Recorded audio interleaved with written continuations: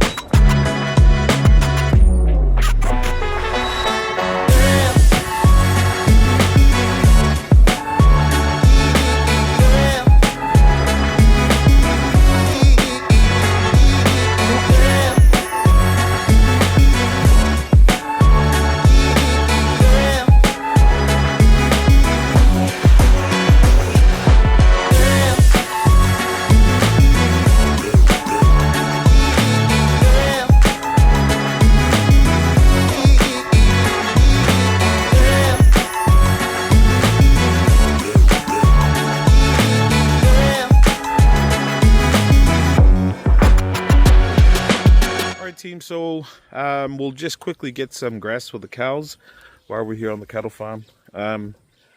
Lots of good grass in the back from our Napier grass, and then we'll head over. This El Nino stuff is very interesting for us, and as a scientist myself, I think it's something worthwhile to talk about, is because not only it's useful for us as farmers, but because it occurs in cycles. It's good to prepare in advance. It'll be useful information for future farmers, especially in Samoa and in the Pacific, because this El Nino event does take place, and it's usually across the Pacific Ocean. I think sometimes it'll also occur, but it's mostly here in this Pacific Ocean region, the equatorial line. So we'll get more into it, but we'll just quickly get some grass for the cows, and then we'll talk more about it.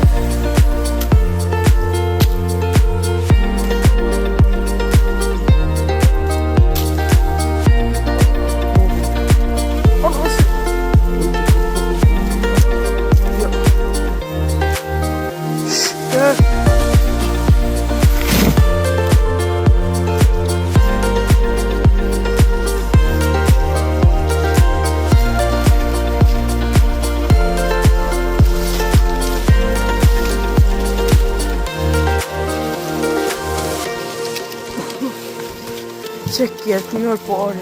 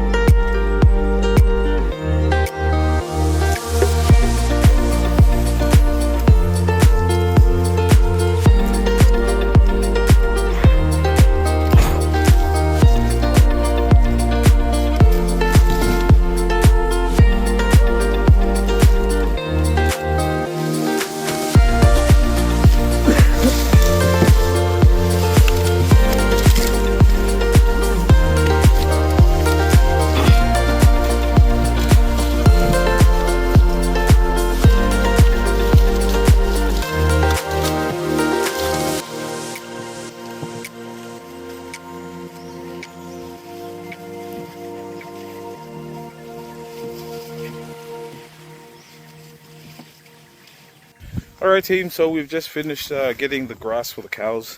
We'll just head to the farmhouse, and then we can go from there. I actually want to plant some more of this grass. So if you saw the first grass I did, I was harvesting. That's sort of it's not the Napier grass that we did in the last episode, but it's sort of like a corn. It's a very nice grass because the leaves are very large, a lot larger than the Napier grass. So really like that grass. So yeah, and I think I might just plant them just towards the corner there, where the water trough is. That way it's a lot easier to harvest when they're on that side of the cattle farm, and we can use these ones here when they're on this side of the cattle farm.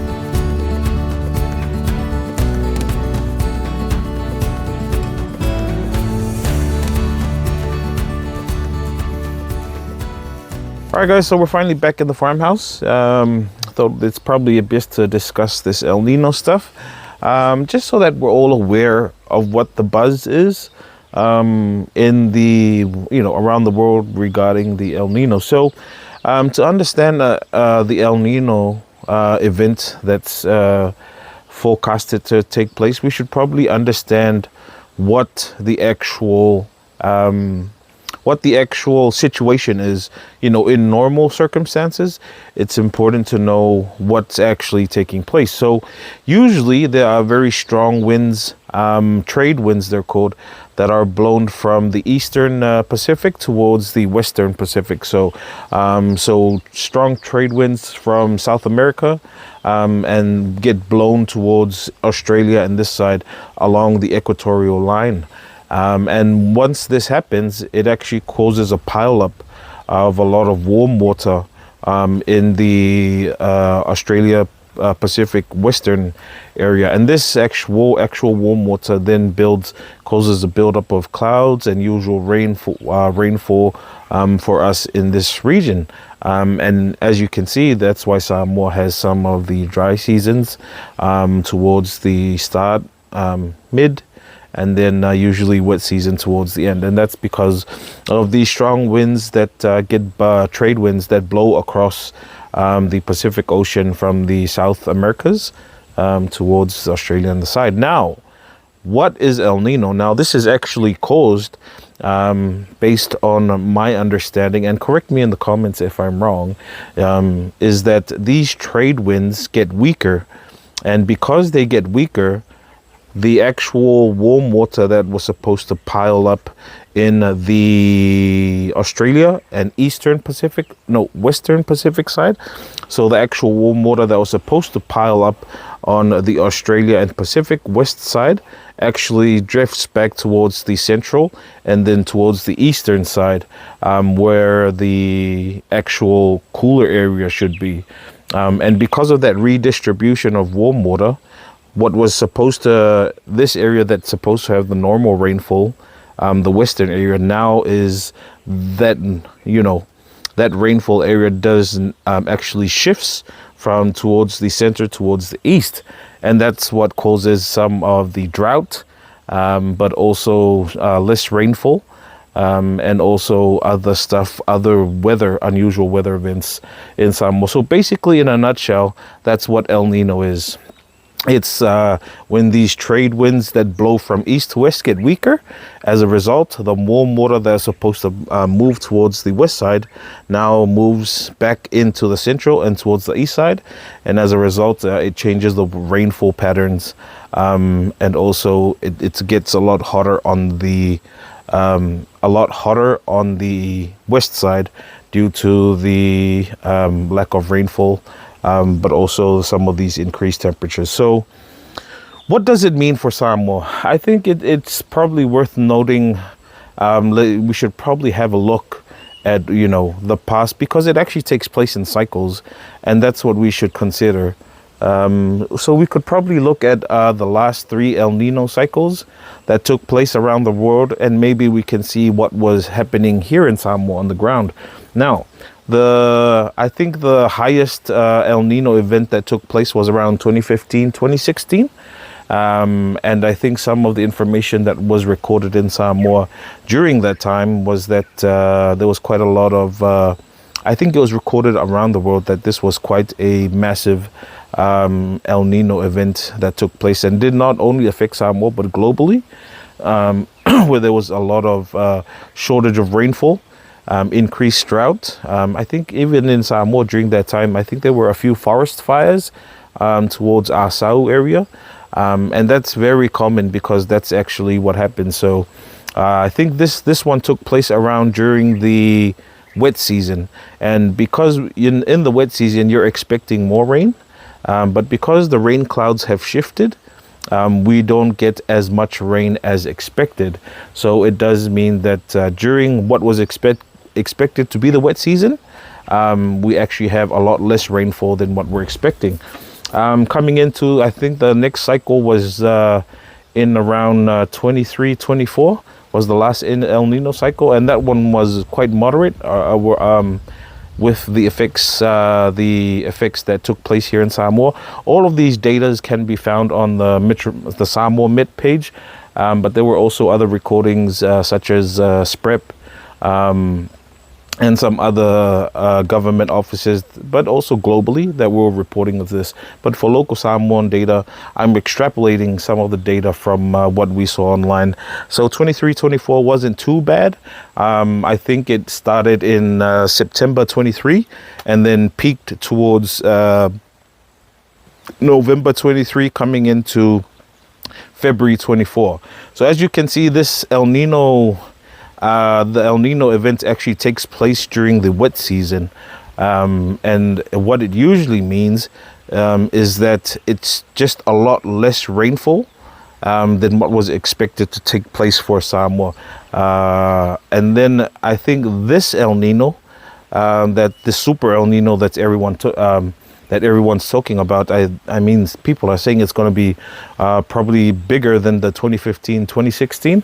That's very important to note. They say it's going to be a lot hotter, and it's expected from, again, during around that time. So probably September coming into February next year. I think it's about, they're saying July, so that'll be next month. It will have an 80% chance of happening. And this will slowly progress towards September, coming into February next year. Is when it'll actually kick in, when the El Nino will peak. So what does it actually mean for Samoa with regarding agriculture? During this, for us, well, I'll just talk about our experience here on our farm. During this rainy season, the wet season here in Samoa, we usually start planting taro because that's the only time where we know there's sufficient moisture in the soil. And that's the time where you can actually plant the taro, because once the soil hardens, it's very hard and time consuming to plant taro, and the boys have a hard time because of the heat. So we utilize this period from, say, August to December as the main time to start planting taro. And you can see that most of the taro we've planted here was actually towards December last year, coming into February this year. And that was a good time because it was still rainy season. So for us as farmers here in Samoa, especially with taro, we look at those wet seasons as probably the biggest time to plant taro, because it's a lot easier for us, and it also helps the taro grow quicker because of the moisture in the soil, and there's a lot of water available. For the cattle farm, that's the one that we're usually worried about, because we don't have adequate supply of water here in the farm. During these wet seasons, prehistorically here on the farm, we've relied on that heavy rain to provide water for our trough and our water catchments. So we've got about 1,000-liter tank here, and I can remember, if I'm correct, back in 2023, towards the end of the year when the last El Nino took place, I think I can remember that it was actually a lot drier during this second half of the year, which was supposed to be the wet season. But I remember it was a lot drier, and there was actually, for the first time, I've seen dust here on the farm. And now if you know, here on the farm, you expect a lot of moisture, so then there would be hardly any dust. But if I can remember correctly, and I'll try and find some of the episodes back then, that was probably the first time I've seen dust here on the farm, and that means it was very, very dry. So that's probably one of the worries at the moment for us here on the farm.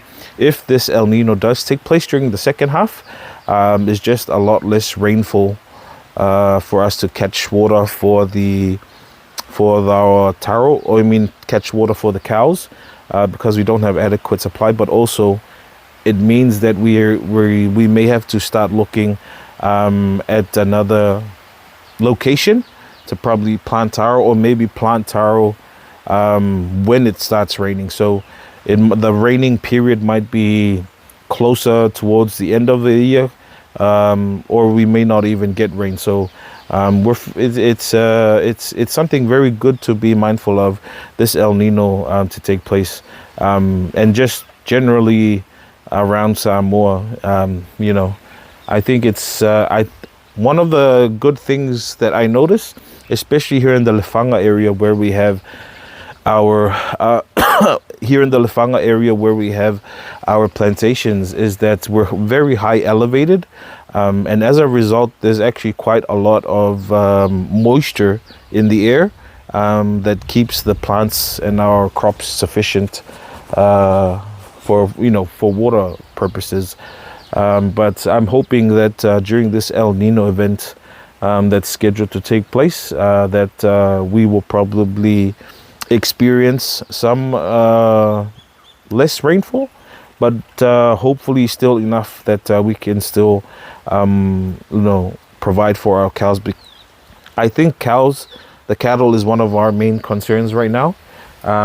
So with the plantations, we should be okay, because we've got another maybe 4 months to harvest these, and then we can use the next lot of tiapulas for the next plantations.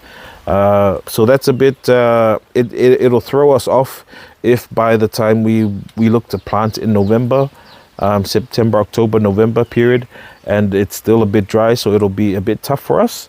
But as you can see in the background, there's still quite a lot of trees, so that foliage in the back and is providing some nice cover. So we can opt to not plant in this current area, but we can move towards that sheltered bit, which we know that there's quite a lot of moisture still in the soil. And if we plant during that period, we can guarantee that it'll ride through the El Nino event. So one of the things to, look around as a farmer, but also as a scientist, you want to be able to try the best that you can to predict some of these events, and do what you can as a farmer to ensure that some of these investments, such as your plantations and your cattle farm, aren't affected by this El Nino. I think it should be it might be similar across the Pacific for other countries such as Fiji, Tonga, Vanuatu, Niue, Guam, but hopefully it's not too extreme for us. So I think it's good that we do take heed to what some of the world organizations are talking about, but no one knows your country better than you. So despite what some of the news outlets are saying, you would know better because you actually live in the country and you know what will happen. So, on previous records for our farm, I think we will be okay. But that's the great thing of having a YouTube channel, is that we can do a follow-up when the El Nino actually peaks and see what has taken place. So we've got some good footage now of what the actual plantation looks like in the cattle farm, and then we can do a follow-up episode of that. And you guys, I know that there are some local farmers that watch our channel, but also you families from around that are Samoans that live around the world. If you do plan to come Samoa, you can use this channel as a baseline to help you predict what could happen in Samoa during the El Nino. But, it might be different in others, because this is Lefanga. We might know, it might be different in Asau, might be different in Falealili, it might be different in Lulumwenga, it might be different in Palauli. All of these different areas might be different during El Nino. But at least you'll have some data of what it'll probably look like here in Samoa during El Nino. So I'm very happy to do this episode now, and I think it was probably something we should have done a long time ago. But we didn't have an El Nino when we started this channel, or we did, but we didn't know. So I think this is a good time to probably record it and use it for you guys in the future. So very excited about this. Not excited because El Nino's happening, but excited that we'll be able to use this channel to record some observations of what we will see during El Nino. But yeah, hope you guys enjoyed that. I'll provide some more information as we go along. Me and Siava are just probably going to chill here for another hour. If you guys, it's our stand. You guys see Ave there just chilling.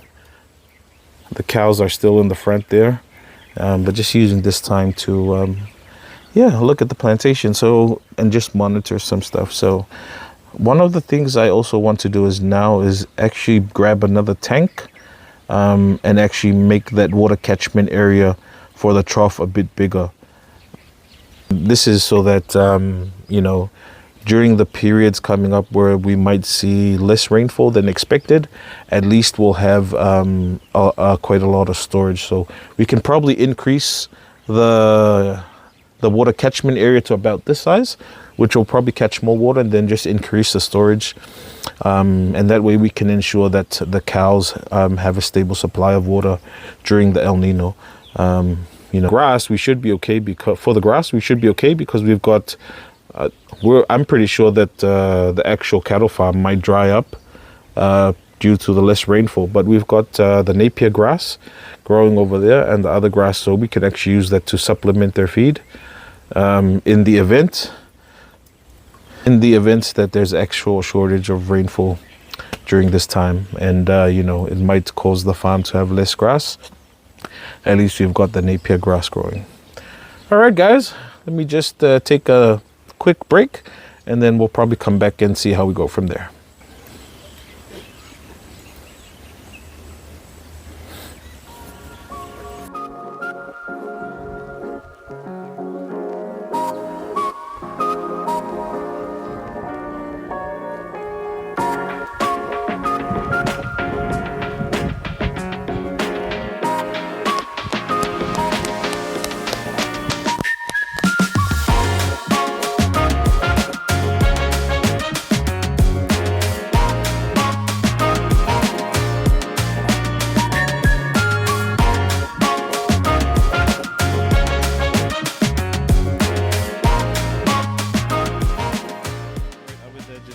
get the cows, lead the cows down to the water trough so that they can get some water before we leave.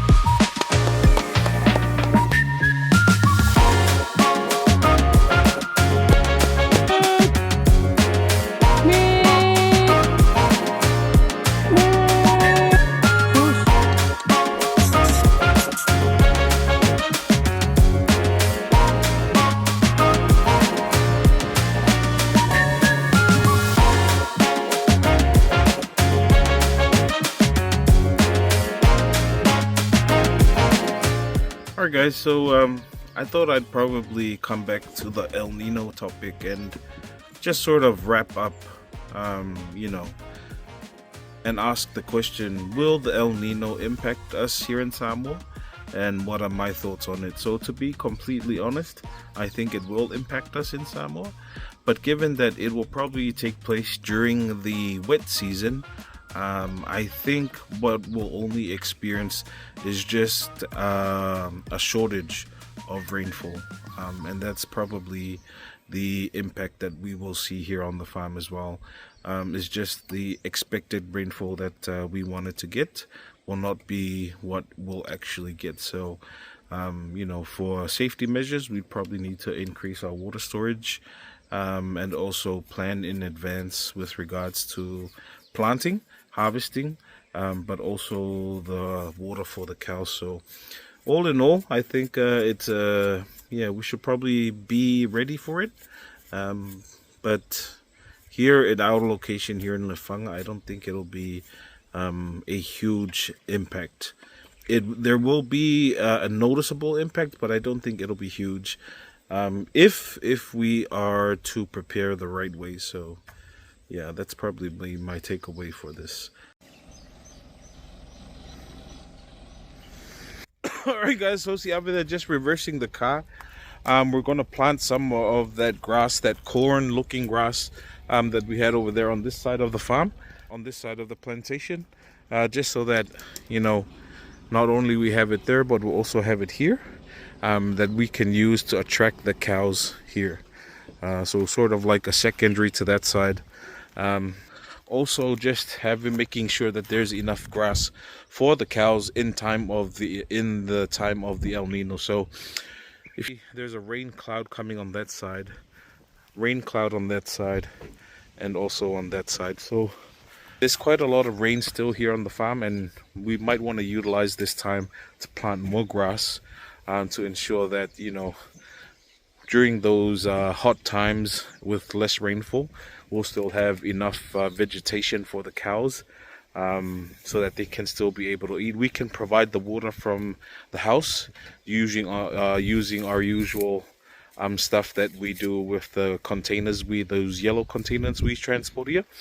We can provide that for the cows, but also we would look to probably do another storage. So I thought that's why I'm going to plant this grass again, not the Napier, it's that corn looking one here, and just ensure that there's enough grass for the cows during the El Nino period.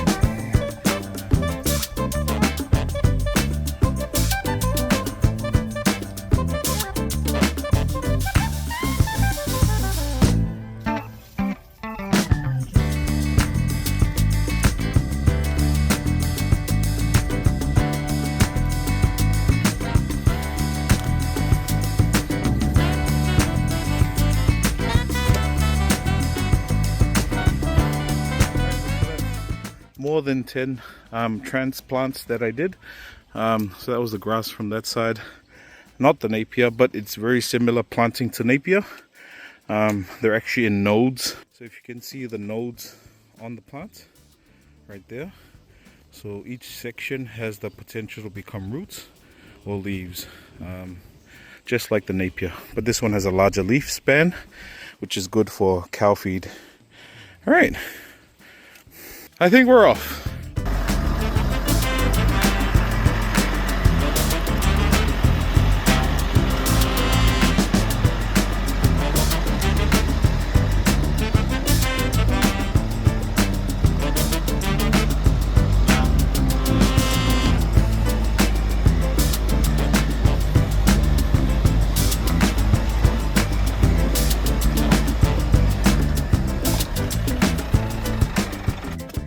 Alright fam, so me and Tiara are just gonna head back home. We'll probably grab a bit of a nap, sleep, and then we can go from there and finishing off the episode, because I think we have a little dish we have to do. So we'll just go home and see if we have to do it. If not, we'll probably end the episode there. Alright fam, so we're now back at home.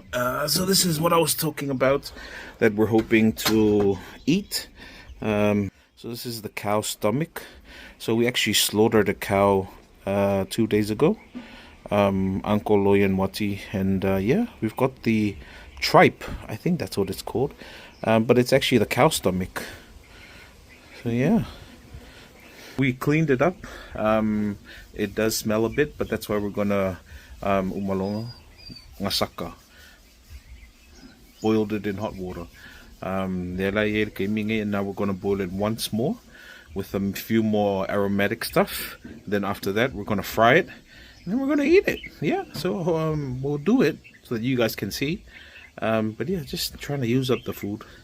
The cow we slaughtered was for a family falavelave, which took place yesterday, where you know, uncle and my wife and the in-laws were helping out with the falavelave, and that's why we had to slaughter the cow. But we had the heart and the liver. We gave it to one of my wife's cousins, but for the stomach we're now going to use. So let's get into it. Nice, nice. Chitty.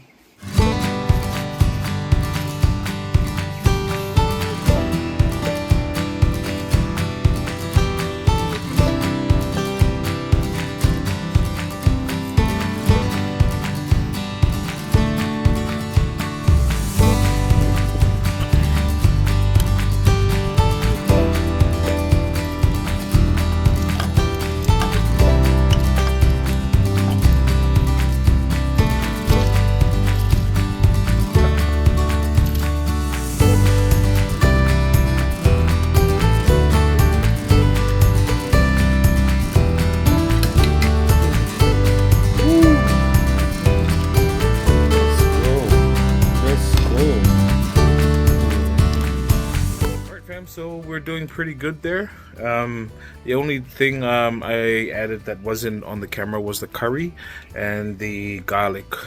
So it smells, there's still that smell of the gut, but man, it smells awesome now. So I think we might turn it off soon, and then we'll let it dry up a bit, and then we'll fry it. Alright team, so we're now going to pour away the juice. We're just to make it more fragrant. We're going to pour it out for for the dog soup, and then we're just going to wash the stomach probably 1 or 2 times, and then so we're going to fry it with curry. Whee! Look at that. So we've rinsed it about 3 times now. I can honestly say it smells like mamoe, to be completely honest. So that's a good sign. I'm just gonna heat it up now, just so that all of the remaining water now evaporates, and then we're gonna fry it with oil. But it is looking really good, and it doesn't smell as bad. Just want to show you guys. Look at the oil, the fat that's, you know, solidified along the edges. That's the amount of fat this has. Who knew? I didn't think there was going to be that much fat, but man. So this is quite fatty then. Look, there's even fat on the kapung ulo. All right. Also, I don't know if I showed you guys, but see that bit there with the cement and the rebars? That's where me and Siave's new kitchen is. Me and Siave have been only working on it on Saturdays, and on Saturdays we were gonna work on it again today. But as you know, we were at the farm, so we're hoping to build a nice outdoor kitchen there. So we can do our Sunday cooking. So we'll also do our Sunday cooking in the Umu area, but then this will be outdoor cooking here. So yeah, some bit of other developments that we're working on. But yeah, it's looking nice. You can hear the sizzling. That's the water we're trying to get rid of at the moment. Alright, so I think the water is almost done now. I can't hear it sizzling anymore. So we're going to add in the oil. There we go. And start frying up this bad boy.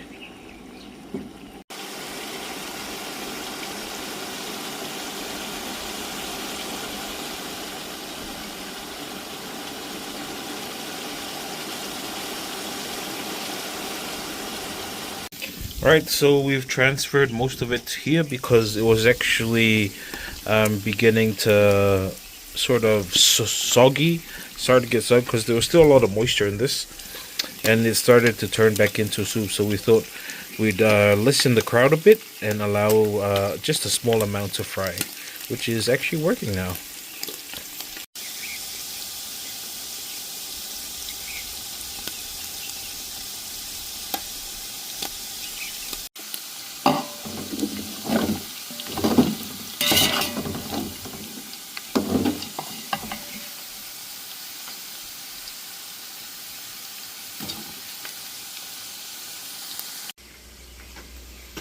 Alright fam, so me and Siavi are going to do a taste test because this is both of us. This is our first time. We did try it once, but this was so long ago, and but this is our first time eating it like this. So Silly, Silly,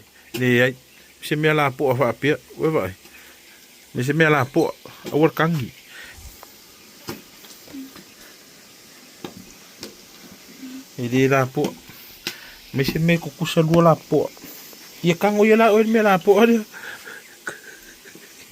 Kadi bay sorry. Kadi mai. All right guys. Cheers. Cheers, cheers.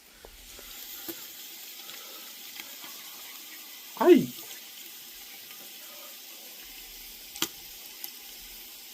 Lamu.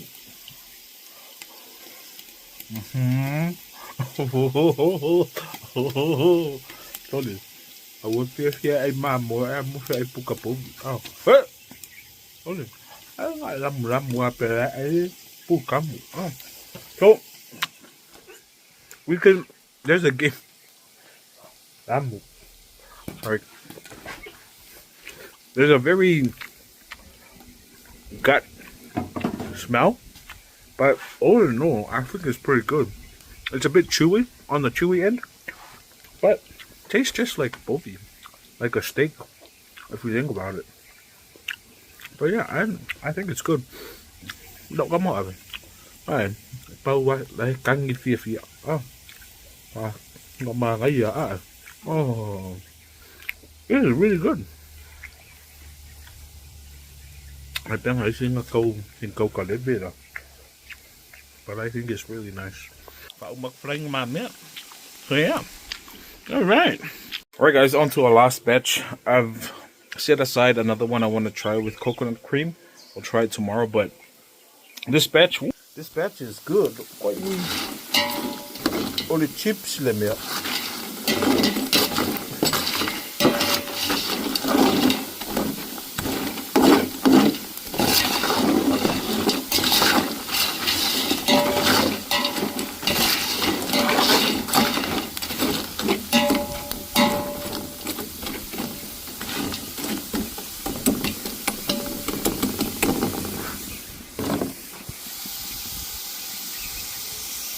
Oh, that one's actually pretty good. Pa ko imu. Awo makwali masimangong. So very brown, crisp, and the smell is gone. So yeah, I think we're gonna end the episode. Kwayo fiya ka okwa.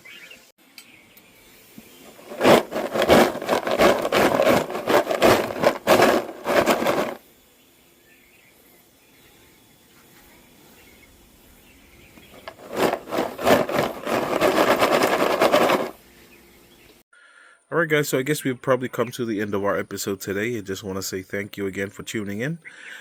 Sort of something different, but it's something worth talking about. Was the El Nino, and some of the impacts that we might see here on the farm, and just so that we are preparing in advance for it, because you never know what may happen, but it's good to know about these things. So I really hope you guys have enjoyed the content today, and also our beef tripe, or the actual pukapovi that we were cooking up.